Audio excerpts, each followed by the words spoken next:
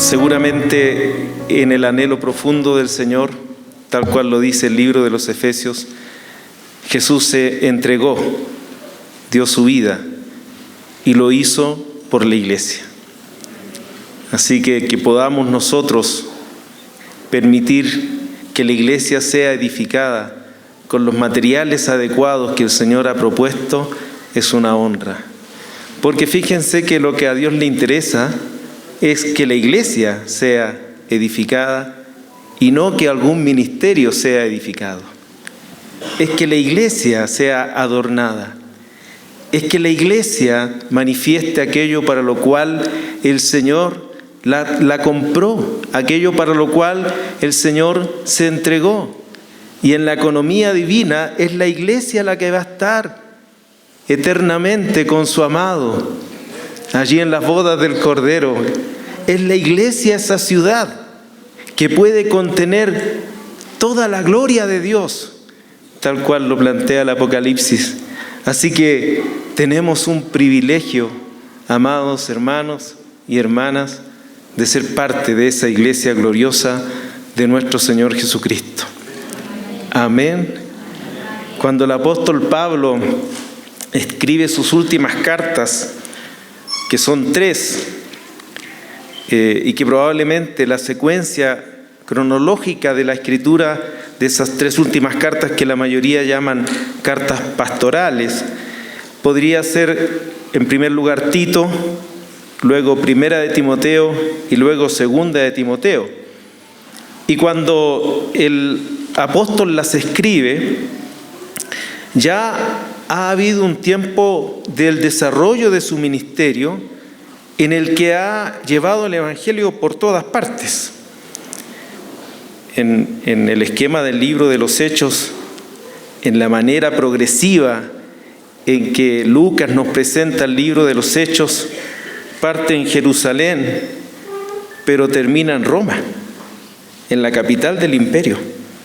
Por supuesto, el apóstol Pablo en una especie de arresto domiciliario por 2 años, pero con completa libertad para hablar, como dice el libro de los Hechos hacia el final, acerca del reino de Dios a todos los que le podían visitar. Plena libertad para que el Evangelio, que había sido la semilla plantada en Hechos capítulo 2 con la venida del Espíritu Santo, haya comenzado a llenarlo todo y a expandirse en ese imperio romano hasta llegar, conforme a lo que Dios había propuesto, con Pablo en Roma. Pero al parecer, luego de que en Hechos 28 Pablo está en esos 2 años de arresto domiciliario, Pablo queda en libertad y tiene la oportunidad de recorrer nuevamente algunas regiones, entre las que está Creta, donde deja a Tito. Luego está Éfeso, donde al parecer él había pensado no volver. Llega a Troas. Y me recuerdo que un hermano nos compartió de lo importante que son los pergaminos y los libros. Y al parecer el arresto final de Pablo ocurre allí en Troas, porque ni siquiera pudo llevarse aquello que era una riqueza para él y que lo tuvo que pedir luego a Timoteo desde el encarcelamiento final del apóstol. Allí en Segunda de Timoteo, cuando él dice, porque yo estoy ya para ser sacrificado, esa palabra muy preciosa, porque indica que Pablo entendía que el término de su vida iba a ser una libación, una ofrenda al Señor a quien había servido y quien la había rescatado. ¿Se acuerdan que él dice de sí mismo cosas muy fuertes? Palabra fiel y digna de ser recibida por todos. Que Cristo Jesús vino al mundo a salvar a los pecadores. Y no era una falsa humildad las palabras con las que continúa Pablo, sino que eran la realidad con la cual él se había enfrentado. De esos pecadores, decía él, yo soy el primero. Nos ganó. Él es el primero, a lo mejor yo soy el segundo. Bendito sea el Señor, que nos ha rescatado de nuestra vana manera de vivir.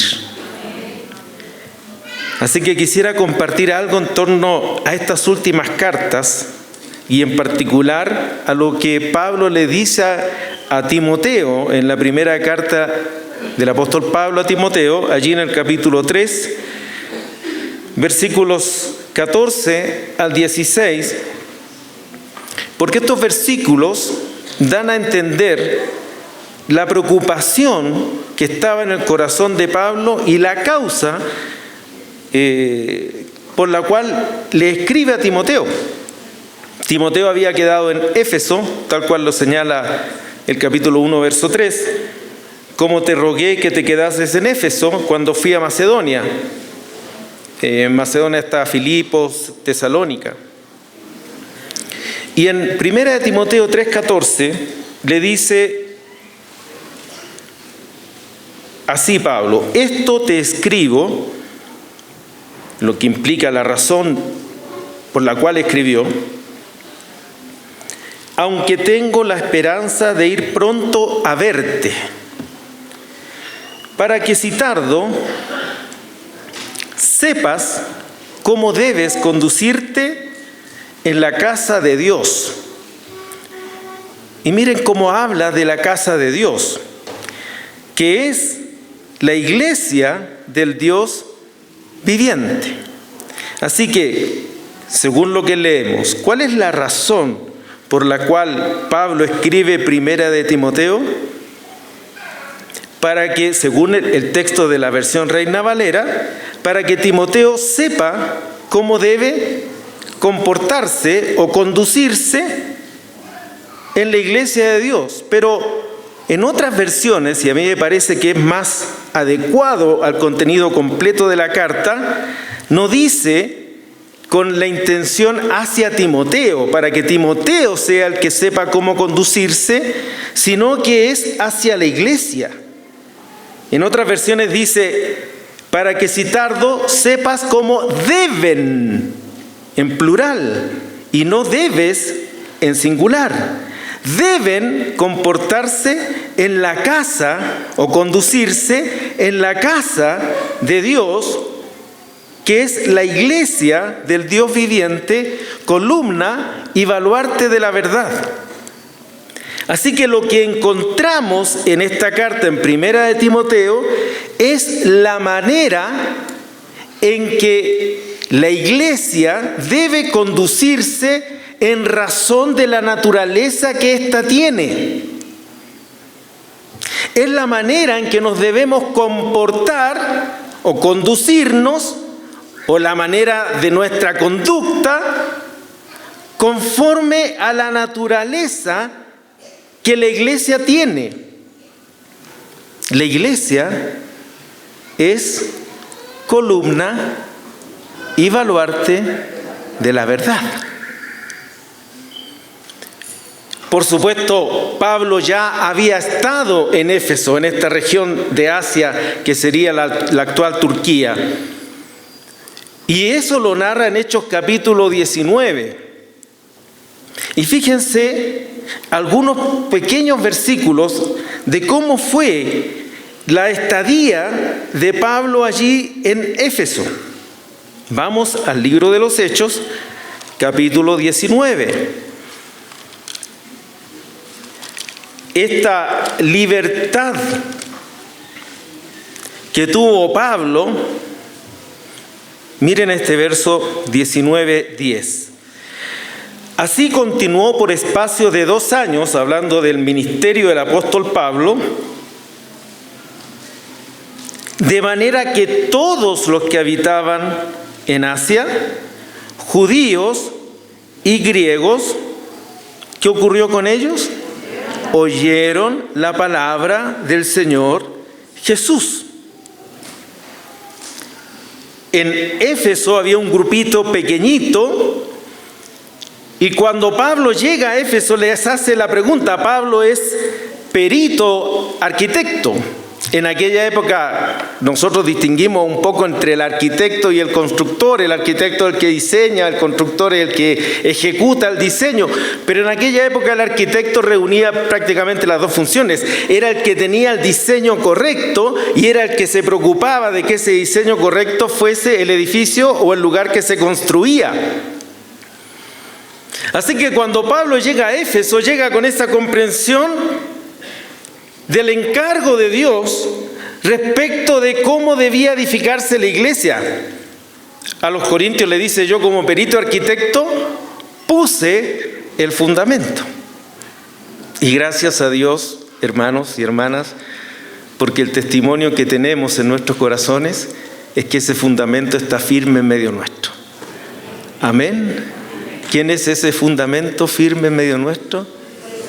Cristo Jesús. Aleluya. Y sobre ese fundamento esperamos edificar con oro, con plata y con piedras preciosas. Así que cuando Pablo llega, él llega con todo el contenido necesario para la iglesia, pero se encuentra con la situación de que aquellos creyentes, eso es lo que narra Hechos 19, que en total eran, según el texto, eran unos 10 hombres, ni siquiera habían oído hablar del Espíritu Santo. Así que lo primero que en el ejercicio apostólico en Éfeso hace Pablo es orar para que los creyentes reciban el Espíritu Santo de Dios. ¿Y por qué cree usted que es tan importante esto que hace Pablo, entendiendo la lógica de que él es el perito arquitecto? Porque Pablo sabía que nada de lo que podía él enseñar iba a ser enseñado por el Espíritu a la iglesia para que la iglesia pudiese ser edificada por el Espíritu Santo de Dios. Cuando el Señor Jesús en Juan, y particularmente en los últimos capítulos de Juan tiene una virtud, encuentro yo. Juan, viejito, logra escribir su evangelio y en gran parte de su evangelio se remite al último tiempo, prácticamente a los últimos días, a las últimas horas en que Jesús estuvo con los discípulos y recuerda claramente las enseñanzas acerca del Espíritu Santo. Os conviene que yo me vaya. ¿Por qué? Porque el Espíritu iba a venir a morar en nosotros. Dijo así el Señor: aún tengo muchas cosas que deciros, pero no las podéis sobrellevar. Qué bueno, hermanos, el Señor que administra su verdad para con nosotros, para darnos a entender esa verdad cuando nos es posible asimilarla. Sin el Espíritu Santo en nosotros, no hay posibilidad de que Él tome lo de Cristo, porque el Señor lo dijo así: Él, hablando del Espíritu Santo, me glorificará. ¿Por qué? Porque tomará de lo mío, de lo que es de Cristo, aleluya, y os lo hará saber. ¿Cómo podemos saber lo de Cristo, hermanos? Por la obra del Espíritu Santo en cada uno de nosotros. Aleluya. Usted puede tener mucho conocimiento, pero si no está el Espíritu enseñándonos, nada de eso es posible de entenderlo, de discernirlo espiritualmente. Así que el apóstol Pablo tuvo esta tremenda preocupación, porque ¿saben lo que ocurría después?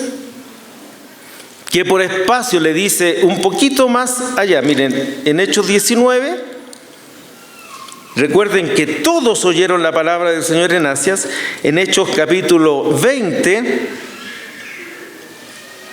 cuando llama desde Mileto, llama a los ancianos de la iglesia en Éfeso, les dice en el 20:26 a los ancianos: por tanto, yo os protesto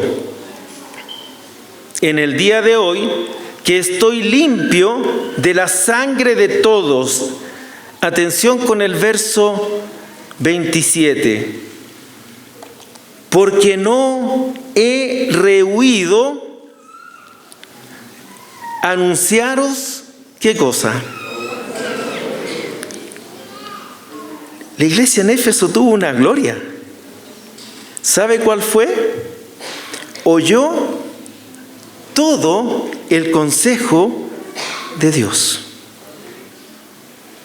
Así que imagínese, Pablo sabía que a esos creyentes que el Señor había llamado, independiente de la condición de aquellos, Él debía enseñarles o anunciarles todo el consejo de Dios. Y Pablo les dice así, en esta despedida muy sentida, muy emocional, Pablo les dice: estoy limpio de la sangre de ustedes porque no he rehuido, no me ha faltado, no he escatimado a anunciarles, ¿qué cosa? Todo el consejo de Dios. ¿Por cuánto tiempo ocurrió eso? La respuesta me parece que está en el verso 31. Por tanto, velad, a los ancianos les dice, ¿no? Acordándoos que por 3 años, de noche y de día, no he cesado de amonestar con lágrimas a cada uno. Así que noten, hermanos, lo que probablemente a nosotros nos lleva mucho tiempo de oír, por lo pesado de nuestros oídos. Esta iglesia tuvo una gloria. Pablo pudo en esta iglesia anunciar todo el consejo de Dios porque estaba el Espíritu Santo y los oídos de aquellos que escuchaban habían sido abiertos para entender, oír todo ese consejo de Dios. ¿No les parece maravilloso, hermanos, que una iglesia sepa cuál es el consejo de Dios? Que un grupo de hombres y mujeres a los cuales Dios llamó por su gracia puedan entender todo el consejo de Dios. A mí me parece maravilloso y por eso me parece que cuando Pablo a Timoteo le dice: quédate en Éfeso, y esto te escribo para que tú sepas cómo deben comportarse, porque ellos ya sabían el consejo de Dios. Todo el consejo de Dios. Y Pablo dice esto: la iglesia es columna y baluarte ¿de qué cosa? Hay en algún otro lugar, en algún otro ambiente, en algún otro escenario, en alguna universidad, en algún salón, en algún catedrático, esta expresión? ¿Quién dijo no? Amén. Solo la iglesia es lo que Dios dice que es. ¿Y sabe lo que somos, queridos hermanos?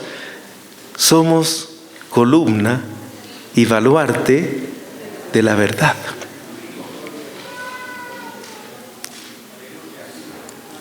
Columna, dice otra versión, y fundamento de la verdad.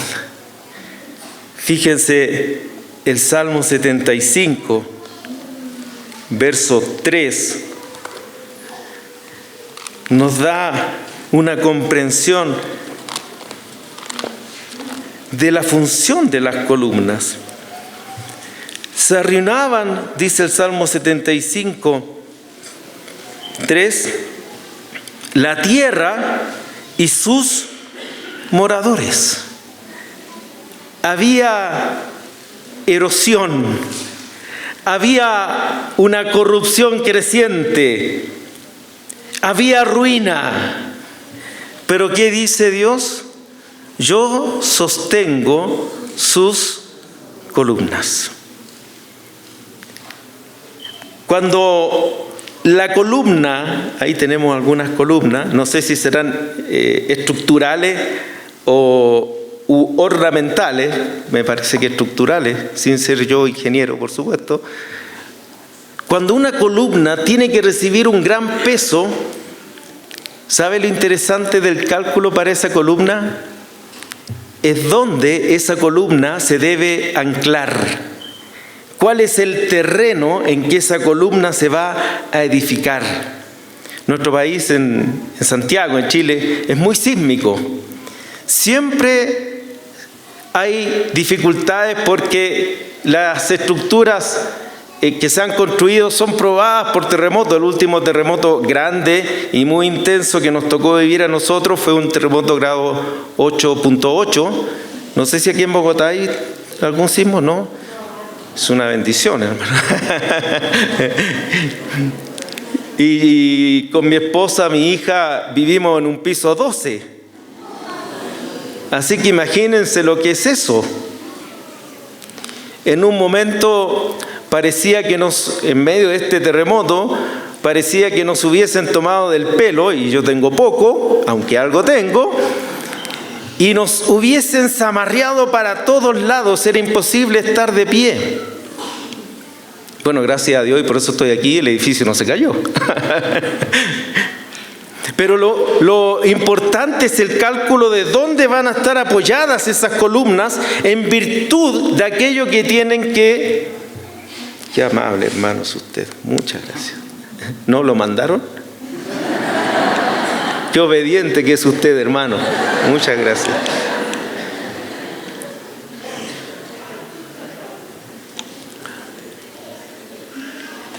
Para que una columna logre soportar todo el peso que va a tener que resistir, debe tener un fundamento muy firme, debe estar en una tierra muy firme, debe estar en un lugar que pueda soportar todo aquello. Así que la columna no solo sostiene algo, sino que debe ser sostenida por algo. Y cuando dice la palabra del Señor que la iglesia es columna y baluarte de la verdad, quiere decir que la iglesia es sostenida por la verdad para sostener la verdad. La iglesia es sostenida por Cristo para sostener la expresión de Cristo, en el caso particular en Éfeso. Cuando Pablo está hablando en Éfeso, predicando en Éfeso, se levanta una gran oposición. ¿Y la oposición cuál era? ¿Lo quieren leer? Hechos 19, 26.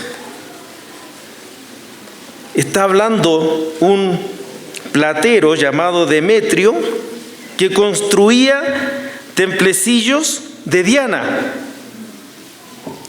Y Pablo llegó y comenzó de modo tal que todos en Asia oyeron la palabra del Señor.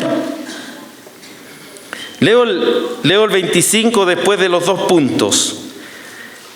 Varones, este es Demetrio, sabéis que de este oficio obtenemos nuestra riqueza, pero veis y oís que este Pablo, no solamente en Éfeso, sino en casi toda Asia, ha apartado a muchas gentes con persuasión. ¿Qué es lo que decía el apóstol Pablo? Diciendo, o esto es lo que decía Demetrio del testimonio de Pablo, diciendo que no son dioses los que se hacen con las... ¿Verdad o mentira eso?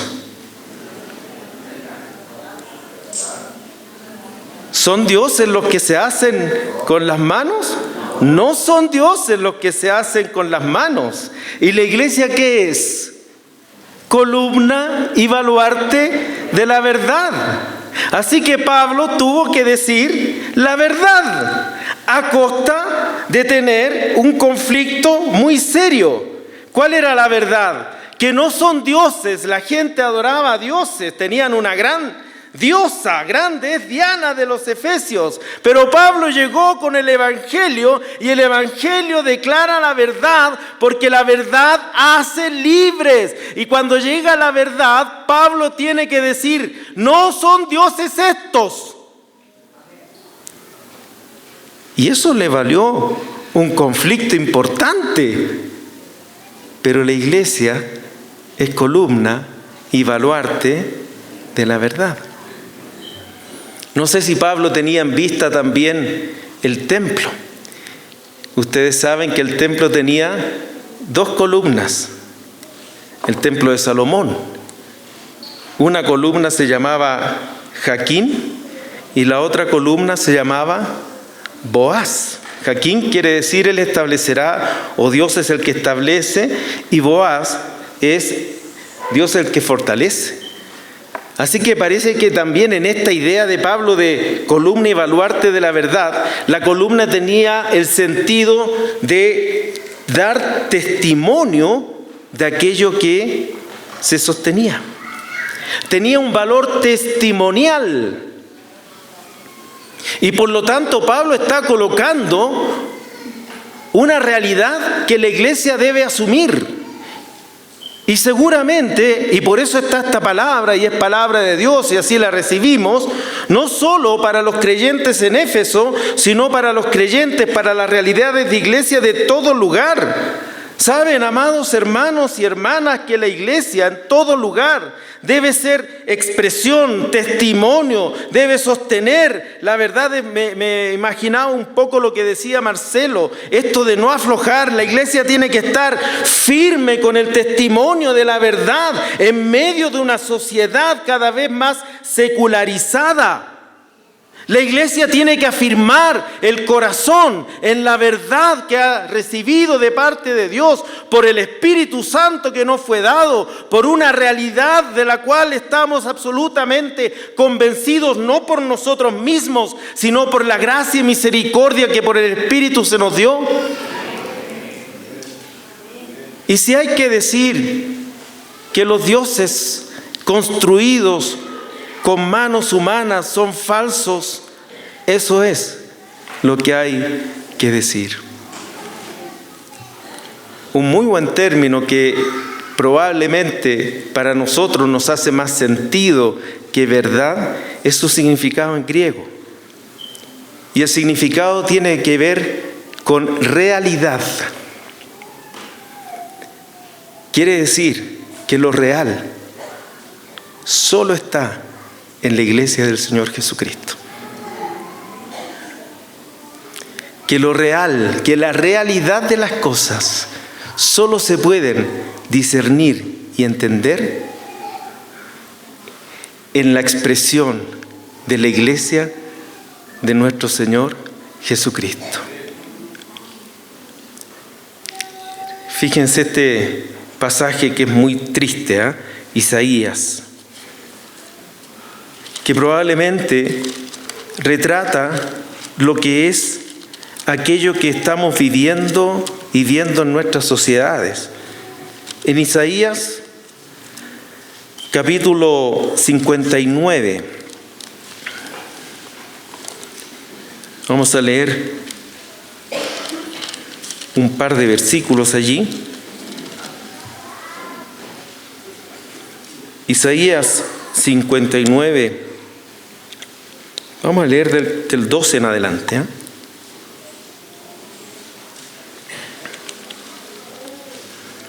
Porque nuestras rebeliones se han multiplicado delante de ti, y nuestros pecados han atestiguado contra nosotros. Porque con nosotros están nuestras iniquidades, y conocemos nuestros pecados. El prevaricar y mentir contra Jehová, y el apartarse de en pos de nuestro Dios, el hablar calumnia y rebelión, concebir y proferir de corazón palabras de mentira. Noten ahora el verso 14. Y el derecho. ¿Sabían ustedes que la Biblia habla de derecho? Y el derecho se retiró. Y la justicia se puso lejos. ¿Y por qué se retira el derecho? ¿Y por qué la justicia queda lejos? Porque la verdad tropezó en la plaza. Y la equidad no pudo venir. Porque hay injusticia. Porque la verdad tropezó en la plaza. Y noten el verso 15. Y la verdad fue detenida. Y el que se apartó del mal, cuando la verdad es detenida, y estamos hablando de la verdad o de la realidad, cuando la verdad es detenida, miren lo que llega a ocurrir. Y el que se apartó del mal, si alguien se aparta del mal, ¿hay derecho, hay justicia en que sea puesto en la cárcel? No lo hay. Y miren qué ocurre cuando la verdad tropieza en la plaza. El derecho se retira y la justicia se pone de lejos, a tal punto que el que se aparta del mal fue puesto en prisión. Y lo vio Jehová y desagradó a sus ojos porque pereció el derecho. El problema de la injusticia es que la verdad está siendo detenida.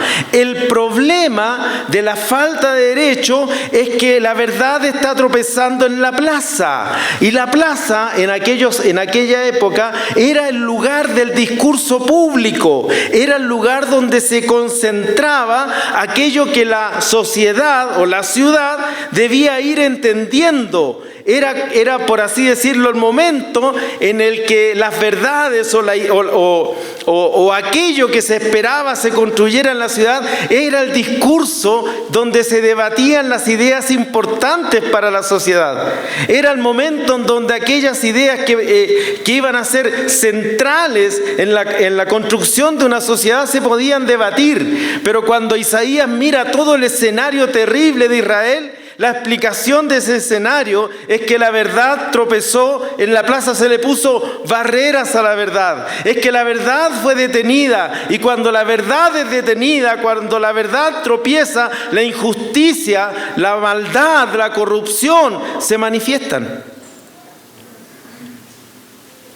¿Cómo podemos entender, hermanos? Y no hablo de un escenario político, la injusticia en la que estamos.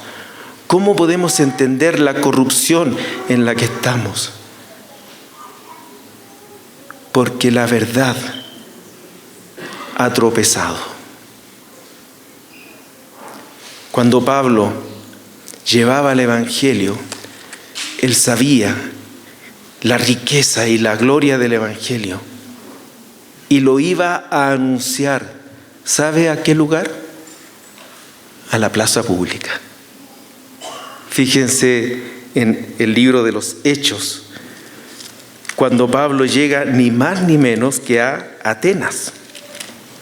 En Hechos capítulo 17, en esta incursión que se inicia en Hechos capítulo 16, cuando llegan a Macedonia y de ahí descienden a Acaya, y en Acaya está Atenas y Corinto. Cuando Pablo está en Atenas, en Hechos capítulo 17, verso 16, dice: mientras Pablo los esperaba en Atenas, esto es producto de que había enviado a Silas y a Timoteo, los había enviado a Tesalónica para saber cómo estaba la iglesia, su espíritu se enardecía viendo la ciudad entregada a la idolatría. Así que, ¿qué hacía nuestro querido hermano, siervo del Señor? Discutía. Ese discutir tiene el sentido, no tiene el sentido de alegar, de enardecerse, sino de colocar una idea argumentada para debatir sobre ella. Así que discutía en las sinagogas, que era lo que siempre hacía, mostrando a los judíos que las escrituras testificaban de que Jesús era el Cristo. Pero miren lo que dice después: ¿Y dónde más discutía? Y en la plaza. O sea, el evangelio tenía que llegar ni más ni menos que a la plaza de Atenas. ¿Y quién no sabe que Atenas es la cuna del pensamiento griego? ¿Quién no sabe que Atenas es la cuna de la filosofía, del pensamiento helénico? Aquel que Alejandro Magno quiso llevar a todo el imperio suyo, que logró conquistar en muy pocos años, algo así como 13 o 15 años. Allí era la cuna del pensamiento griego, y Pablo va con el evangelio porque la verdad no puede ser detenida, la verdad no puede tropezar. Pablo va con el evangelio a la plaza, lleva el evangelio donde está la discusión pública, donde está el debate público, si ustedes lo quieren ver en este momento. ¿Y saben con quiénes discutía Pablo? ¿Con quiénes debatía Pablo? En el verso 18 nos lo dice. Y algunos filósofos, ¿de quién? Cuesta hasta pronunciarlo. De los epicúreos y de los estoicos disputaban con él. Eran dos de las escuelas más importantes del pensamiento griego en aquella época: epicúreos y estoicos. Y ambos tenían en común que procuraban dar el sentido a la persona, dar el sentido de la existencia, dar la razón por la cual se vive. Los epicúreos es una filosofía muy fuerte, muy potente, de muchos años. ¿Sabe lo que pensaban ellos? Ellos pensaban que el fin del hombre, que el sentido del hombre era el placer. No el placer desbordado, aunque algunos sí lo creían, que se manifestaba en Corinto, sino un placer prudente, un placer que no dañe, un placer que no le haga mal a nadie, pero que yo lo pueda disfrutar. No sé si lo han escuchado eso ahora. ¿Y qué de malo tiene, dicen algunos jóvenes, ser así si no le hago mal a nadie? Epicúreo. O esta película de Disney, creo que se llama Frozen, donde la niña tiene que luchar por su sueño, porque ese sueño es aquello que le va a dar el placer por lo cual existe. ¿No es así? Y los estoicos pensaban que el hombre es un ser racional y por lo tanto no debían dejarse dominar por estos sentimientos de placer, sino que eran ellos los que debían controlar estos sentimientos de placer. Y allí estaba Pablo predicando el evangelio y discutiendo con epicúreos y estoicos. ¿Y saben qué dijeron de Pablo? Lo trataron un poquito mal.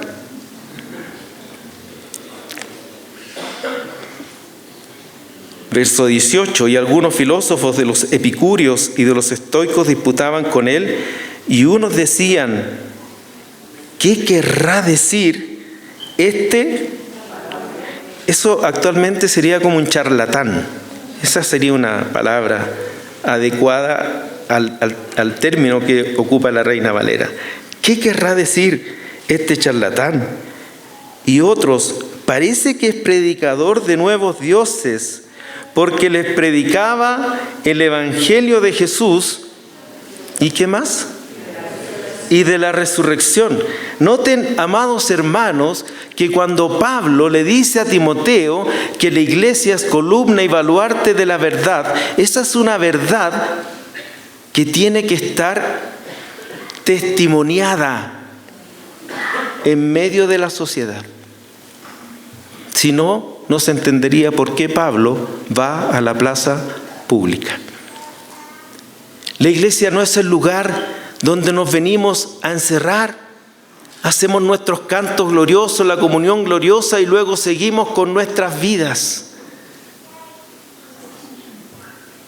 La iglesia es el lugar donde venimos, cantamos, adoramos, nos fortalecemos, nos alentamos para salir y llevar el testimonio de Cristo, del Evangelio, para resistir en esta sociedad con la verdad que por el Espíritu Santo se nos ha concedido. Así que cuando Pablo está hablando con estos que se distinguían entre ellos, en un momento Pablo les tiene que decir en el verso 30 del capítulo 17, pero Dios, de Hechos, habiendo pasado por alto los tiempos de esta ignorancia, ¿qué hace Dios? Ahora manda. ¿Qué cosa manda Dios? Miren qué notable como el Espíritu del Señor lo registra. Manda a todos quienes tenían la razón los epicúreos. Muy bien. ¿Tenían la razón los estoicos? ¿Tenían la razón los de allá, los de acá, los que argumentan así, los que argumentan asá? No. ¿Por qué? Porque Dios manda a todos los hombres. ¿Qué cosa? Que se arrepientan. Noten ustedes, hermanos, que Pablo tiene que encarar a todos bajo una misma perspectiva. Dios manda a que todos se arrepientan. Hombres, mujeres, griegos, judíos, romanos, bárbaros. Dios manda a que todos se arrepientan. ¿Y por qué? Lo dice el verso 31. Por cuanto ha establecido un día, aleluya, en el cual juzgará al mundo. ¿De qué manera lo va a hacer? Con justicia. ¿Nos alegra el corazón sabiendo que va a haber justicia? Pero no una justicia humana, no una justicia corrompida, no una justicia que pierde el derecho, no una justicia basada en el orgullo y la vanidad humana. Va a haber un día en que Dios juzgará al mundo con justicia por aquel varón. ¿Quién es ese varón? Jesús, a quien designó, dando fe a todos con haberle levantado de los muertos. Pablo anunció el Evangelio. Colocó la verdad en la plaza. Y luego tiene el total respaldo para decirle a la iglesia que la iglesia es columna y baluarte de la verdad. ¿Qué tal decirles en la gracia de Dios a los hombres que se arrepientan? ¿Qué tal decirles en la gracia de Dios que hay uno a quien Dios ha exaltado hasta lo sumo? ¿Qué tal decirles en la gracia de Dios que Dios proveyó salvación por medio de la muerte de uno en la cruz y que todo aquel que cree es perdonado, es salvado? ¿Qué tal decirle a los hombres y mujeres que hay posibilidad de arrepentimiento porque hay uno que pagó por nuestros pecados? ¿Qué tal decirle a los hombres y mujeres que dicen, si Dios existiera, debería haber intervenido? ¿Qué tal decirles, Dios ya intervino enviando a su Hijo glorioso y bendito y permitió que su Hijo muriera en la cruz para salvarnos de nuestra maldad? No tenga la esperanza en hombre alguno, hermano. hermana. No tenga la esperanza en sistema alguno, hermano o hermana. Tenga la esperanza en aquel a quien Dios levantó de entre los muertos. Tenga la esperanza en Jesucristo, el Señor, que vendrá un día a juzgar al mundo con justicia. Y mientras viene, ¿sabe lo que tenemos que hacer nosotros como iglesia?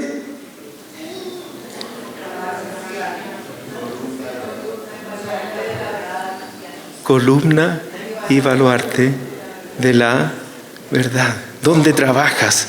¿Dónde estudias? ¿Con quién te relacionas?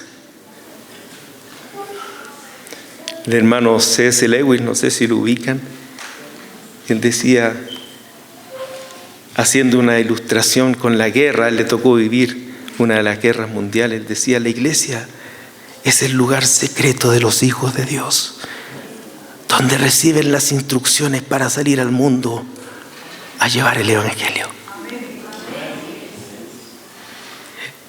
La iglesia es el ambiente donde podemos ser edificados para ser testimonio de Cristo en medio de nuestra sociedad.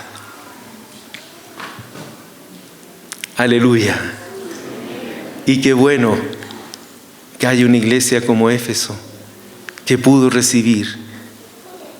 Que a veces el consejo de Dios no nos gusta mucho. Pudo recibir todo el consejo de Dios. Ahora fíjense, volvamos un poquito a Timoteo. Luego que Pablo dice que la iglesia es columna y baluarte de la verdad, Primera de Timoteo capítulo 3,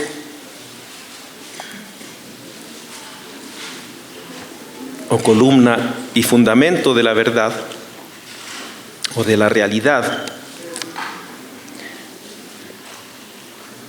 Mientras lo buscan, cuando Jesús dice que Él es la verdad, significa que nosotros al encontrarnos con Jesús, nos encontramos con la realidad. Y cuando nos encontramos con la realidad, nos damos cuenta de quiénes somos nosotros. Solo Cristo nos puede permitir conocernos. Les doy un ejemplo. El apóstol Pedro. Cuando Jesús declara que Él iba a ser crucificado, que lo iban a tomar y lo iban a dar muerte, Pedro dice con mucha confianza, Señor, aunque todos te nieguen, yo me imagino al resto de los discípulos escuchando a Pedro, porque casi que Pedro mira a los discípulos y dice, aunque todos estos te nieguen, aunque todos estos se escandalicen, yo no.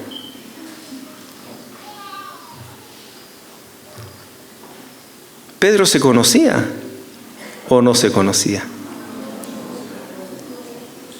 Pero estaba la verdad allí delante de Pedro.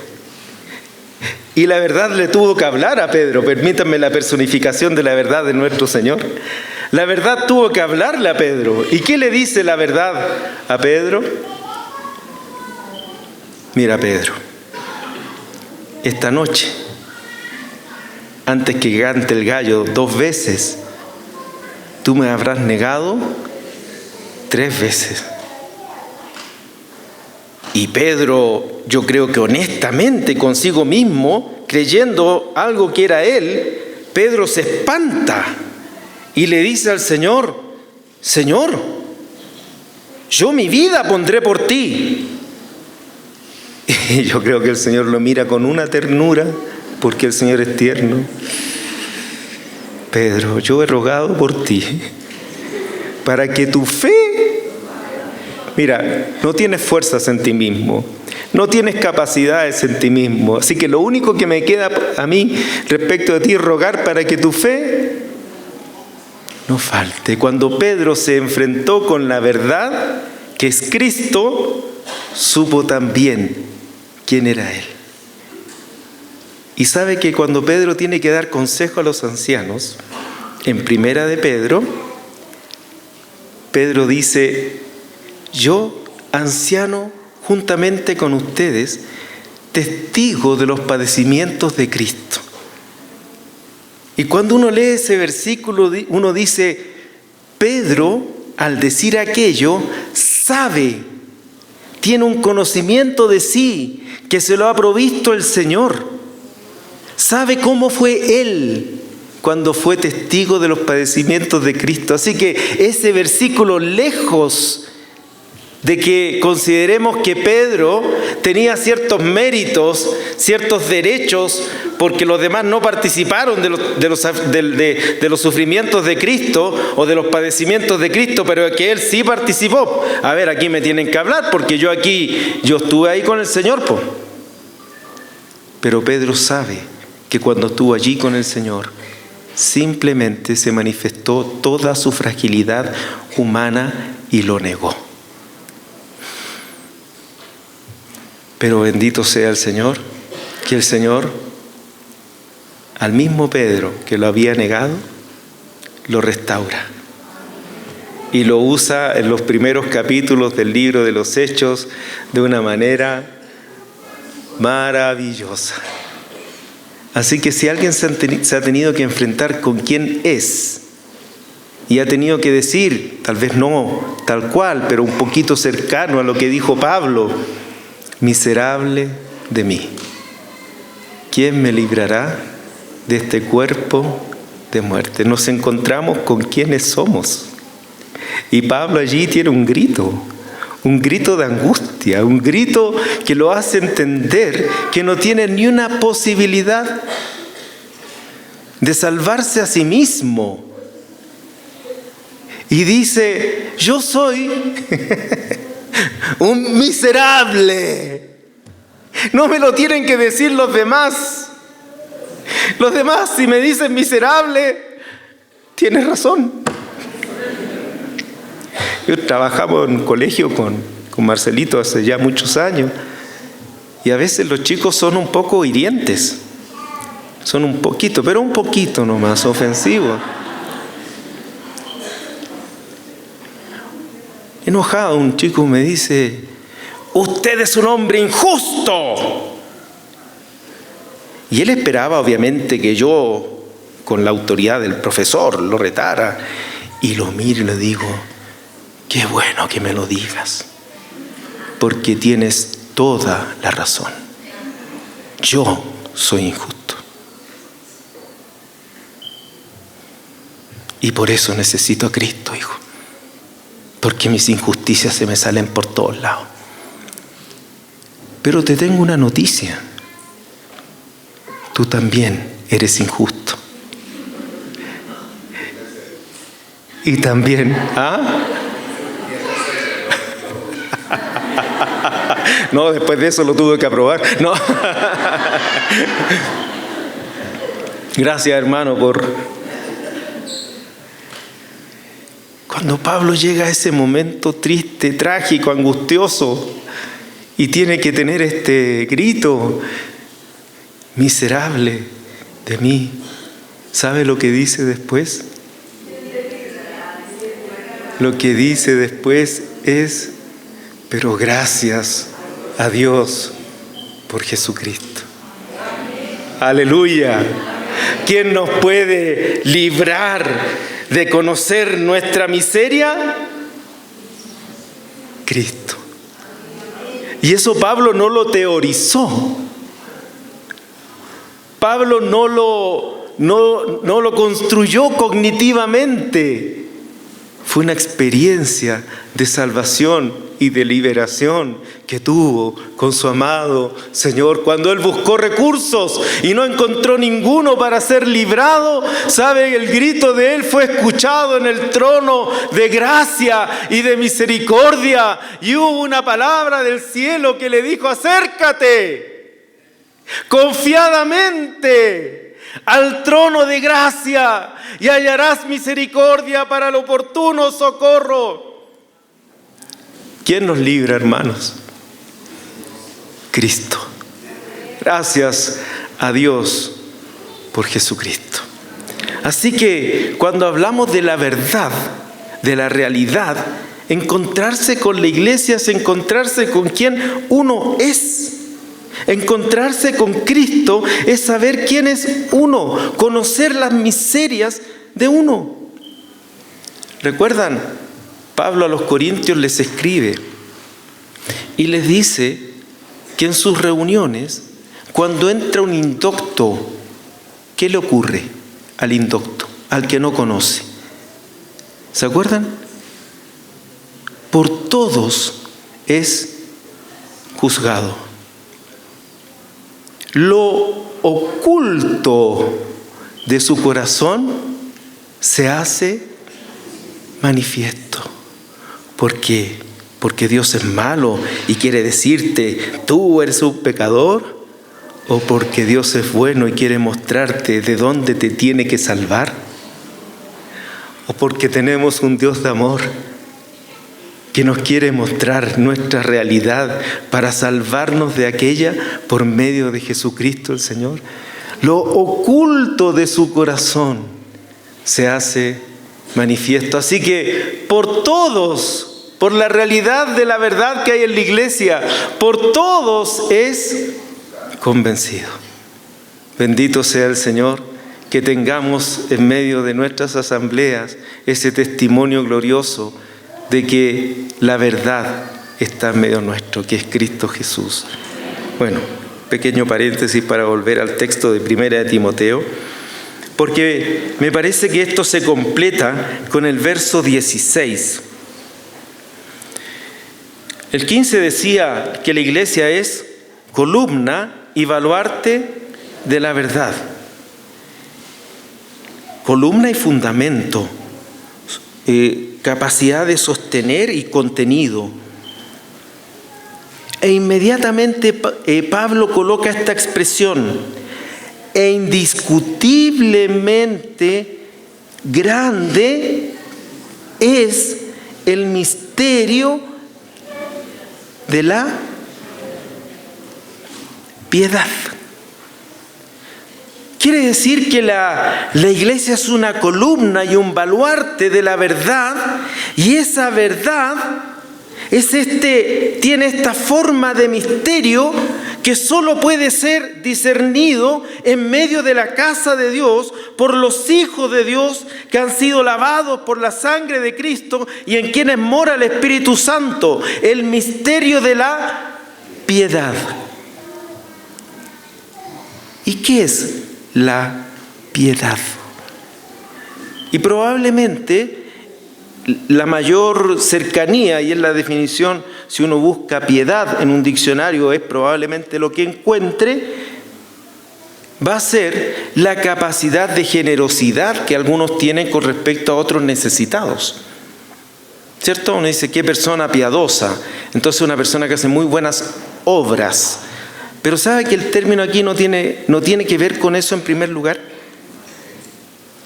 El término piedad que usa Pablo es un término griego cuyo significado fundamental es devoción a Dios.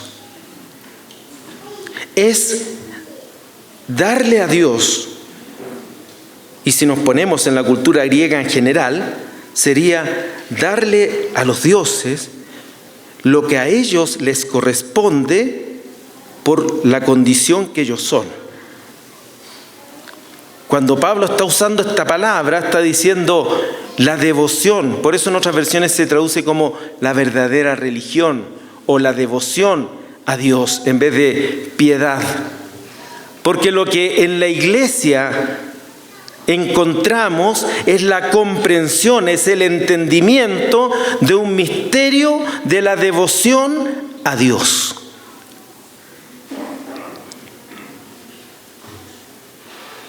¿Nuestra? En primer lugar.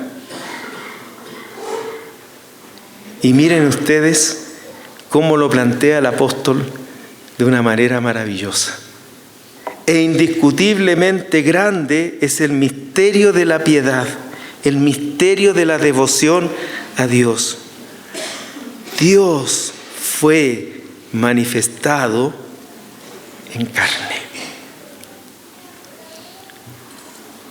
Dicho de otro modo, el contenido de aquello que la Iglesia, solo la Iglesia, por el Espíritu, discierne o entiende, es que Dios es un misterio llamado piedad o devoción, y es que Dios fue manifestado en carne.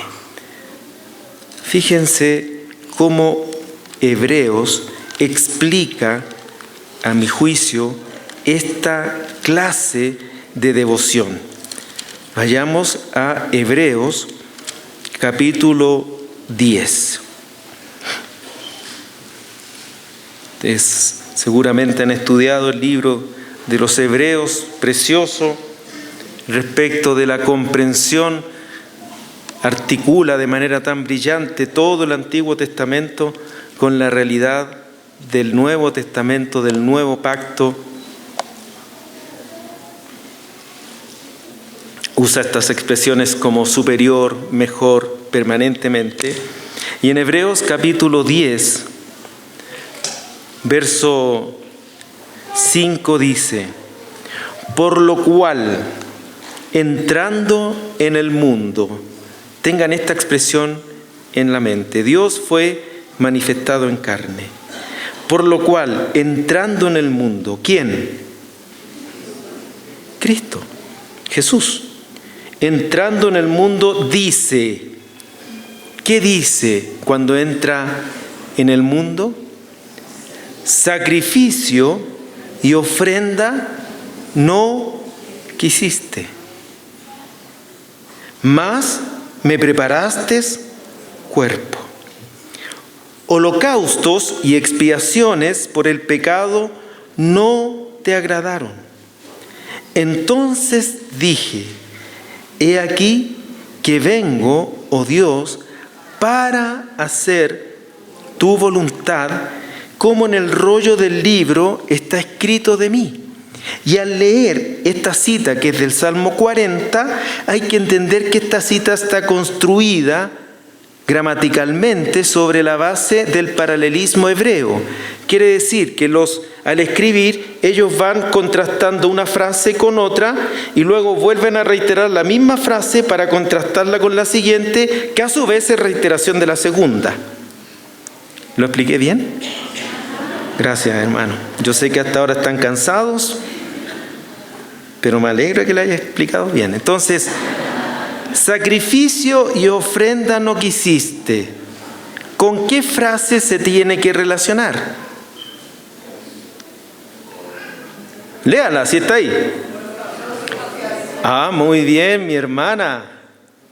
Sacrificio y ofrenda no quisiste, en el paralelismo hebreo es paralela con holocaustos y expiaciones por el pecado no te agradaron. ¿Está bien? Y a su vez, la segunda frase de la primera parte del verso es: mas me preparaste cuerpo. ¿Y esa con cuál la tenemos que vincular? Muy bien. ¿Quién lo puede leer fuerte? Entonces dije, he aquí que vengo, oh Dios, para hacer tu voluntad, como en el rollo del libro está escrito de mí. Aleluya. ¿Quién fue el que dijo aquello? Sacrificio y ofrenda no quisiste, holocaustos y expiaciones no te agradaron. Me preparaste cuerpo. ¿Para qué? Para hacer tu voluntad, como en el rollo del libro está escrito acerca de mí. ¿De qué manera Jesús entendió el cuerpo que tenía? Para hacer la voluntad. Estos pies es para ir donde Dios quiere que yo vaya. Esta boca es para, eso es Jesús. Esta boca es para hablar lo que Dios quiere que yo hable. Estos ojos son para mirar lo que Dios quiere que yo mire. Estos oídos son para oír lo que Dios quiere que yo oiga. Estas manos son para hacer lo que Dios quiere que yo haga. Eso es devoción a Dios.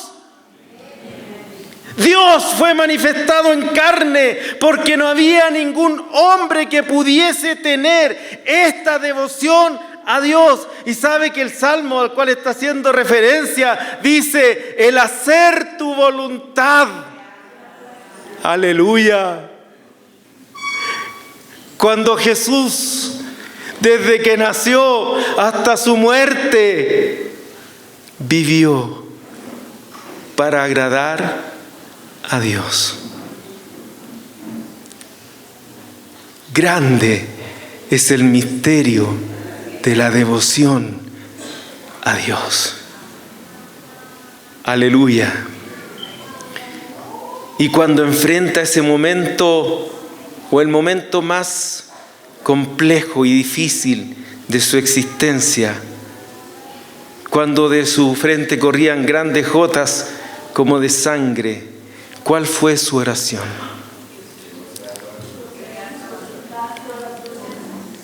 No se haga mi voluntad. Pienso yo que en ese momento tan angustioso, incomprensible para nosotros, de estar enfrentado a una muerte tan horrenda, el mayor conflicto de nuestro amado Señor era saber si la cruz correspondía a su voluntad, porque el cuerpo de Jesús era para expresar la voluntad de Dios. Y oró 3 veces, hasta que en un momento dijo: basta ya, vamos, se acerca el que me entrega. ¿Quién puede discernir eso, hermanos? Solo la iglesia. Solo tú y yo. Y ni siquiera individualmente, porque es demasiada la gloria para esto. Y por eso es la iglesia. Y es esta verdad que sostiene a la iglesia. Una hermana tenía un poquito de conflicto con la sujeción al esposo. No hablo de obediencia al esposo, sino la sujeción al esposo. Y un día ella tuvo una comprensión y dijo: si a Cristo no le fue indigno sujetarse en todo a su Padre, ¿por qué a mí me puede ser indigno sujetarme en todo a Cristo? Y entendí una frase muy simple: por causa del Señor.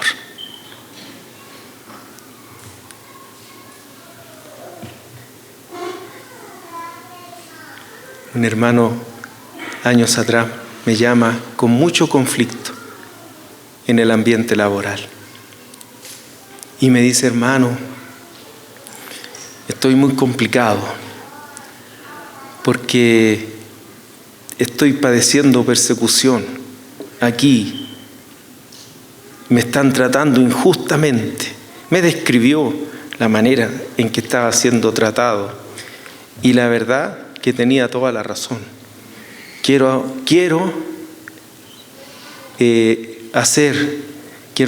renunciar, pero quiero hacer una carta pública para renunciar. Cuando me dice eso, y yo estaba en mi corazón con toda esta palabra, le digo: no sé si llamaste al hermano más indicado, porque creo que te tengo que decir exactamente lo contrario de lo que tú estás pensando. ¿Cuál es el consejo de Dios?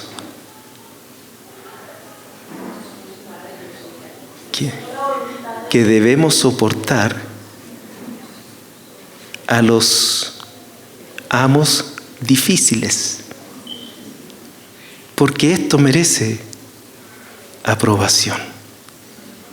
Siervos, obedeced en todo a vuestros amos.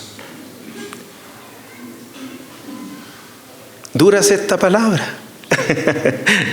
pero está el Espíritu del Señor en nosotros para ser sostenidos en la realidad de que grande es el misterio de la piedad. Piense usted, ¿en qué faceta de su vida, en qué área de su vida tiene que expresar esta comprensión, este entendimiento que el Señor nos dio acerca de su Hijo, que el Padre nos dio acerca de su Hijo, este misterio de la piedad que otros no entienden, porque hoy día nuestra sociedad es una sociedad de derechos, se reclaman los derechos. Piense usted, ¿quién deja sus derechos por causa de Cristo? Bendito sea el Señor. Y la iglesia es columna y baluarte. Hay muchas historias y sería largo, pero me acuerdo de una historia muy preciosa de la que creó la carrera de enfermería. No sé si ustedes la conocen, que se llama Florence Nightingale. Cuando ella era de una familia acomodada, y ella decide dedicarse a los cuidados paliativos de los enfermos. No se llamaba enfermería, o si se llamaba enfermería, correspondía como un servicio doméstico, digamos, como hacer el aseo en la casa. No tenía mayor valor. Y sus papás se incomodaron con la decisión. Pero ¿saben por qué ella tomó esa decisión? Porque ella comprendió el misterio de la piedad. ¿Y saben lo que esa mujer logró? Logró que las infecciones hospitalarias se redujeran a menos de un 10%. Antes de Florence Nightingale, cerca del 50% que entraba a un hospital moría por infecciones intrahospitalarias. Y después de ella, menos de un 10% padecía. Si quieren la buscan y se llama la Dama de la Lámpara. Qué bueno que hayan jóvenes, que hayan señoritas, que inspiradas en el misterio de la piedad, tomen las decisiones que en este momento nadie las está tomando. Qué bueno que hayan hombres y mujeres que inspirados en el misterio de la piedad decidan conforme a lo que el Señor les muestra y no conforme a los patrones de este mundo. Aleluya. Señor, muchas gracias porque nos has considerado